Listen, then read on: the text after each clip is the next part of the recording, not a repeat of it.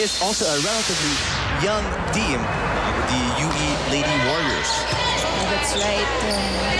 As we start the game, we can see that there's already intensity in how both these teams are moving.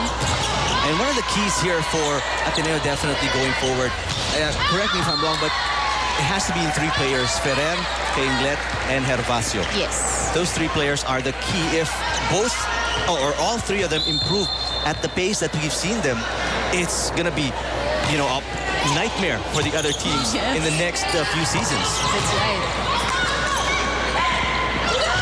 So far, Coach Roger Gorayev, first-year head coach of Ateneo, has done a spectacular job in just turning around this team. Not that they were bad last year. They made it to the Final Four already. But with such a young team, you'd expect them to, you know, be at the bottom of the standings. But they're not. Yeah, they stayed competitive all the way to the end. That's right. And I'm sure Coach Roger Gorayev is still very proud of, you know, how his team has performed in this season. Makikita mo, Ateneo has gone up against the likes of LaSalle, FEU, and UST. And, you know, those games weren't as if nadalian itong mga nakalaban nila. Most of the games actually ended in 5-set matches. Unfortunately, Ateneo lost, but they definitely gave those teams a good fight. Although in the Heartbreak Kids graphic, we saw that they were unsuccessful in winning most of their 5-set matches. Yes. You've got to remember that the losses they sustained out of the 5-set matches, 3 of those matches were up against Final Four teams. Yes, that's right. That's right. So minsan siguro if you will assess, or from an outsider's point of view, ang iisipin mo dyan, kaya ng team nila. It's just that probably wala pang pinaghuhugutan because they're all very young. Unlike the other teams that they're going up against, full of experience, nakapag-champion na dati, and has played, you know, a lot of times already in the UAAP. So there's still a difference. And you mentioned experience.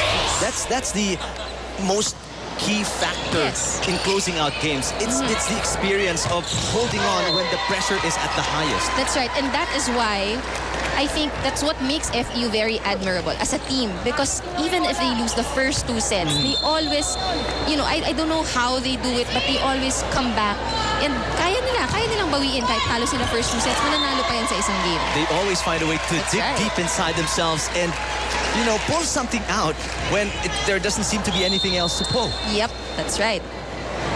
UE, on the other hand, has started out pretty well here. They're up by 1, but not anymore as Rosario gives Ateneo an easy point there off the service error.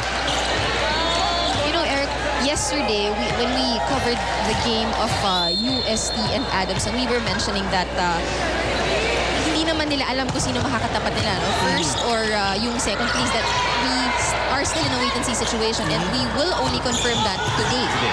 Pero I realized that UST has probably, you know, they might have done a favor for Adamson pa, because now that they forced a playoff on Wednesday, and we will determine the first placer and the second placer this afternoon, they actually have a chance to still position themselves. And we remember that both teams said na ang gusto nilang makalaban, they would rather face FEU than LaSalle. So ngayon, they could position themselves, right?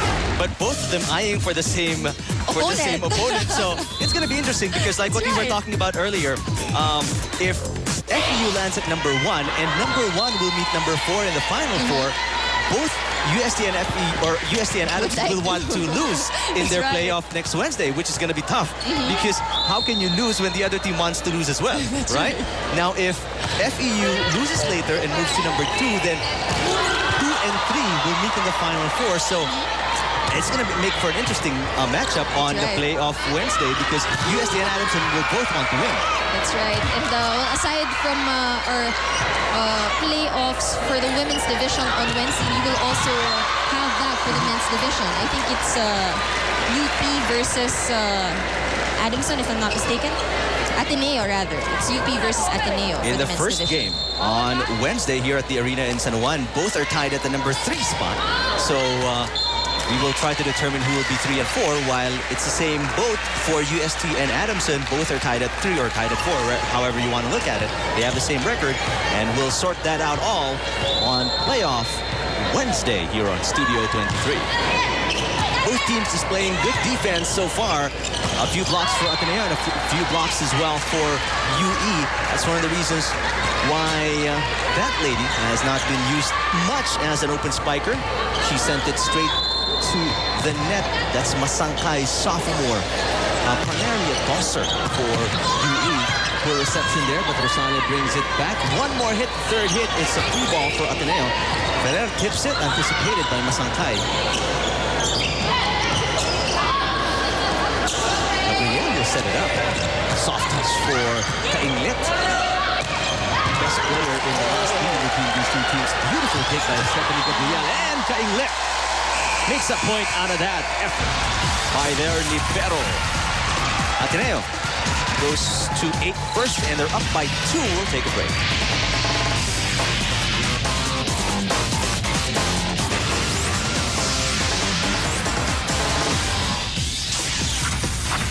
Back at the arena in San Juan, Volleyball Sunday. Let's send it over to Riza Diaz. Eric, I was talking to Coach Roger Gorayeb of the Ateneo Lady Eagles before this game started and asked him to describe how the season has been for Ateneo in 2 words.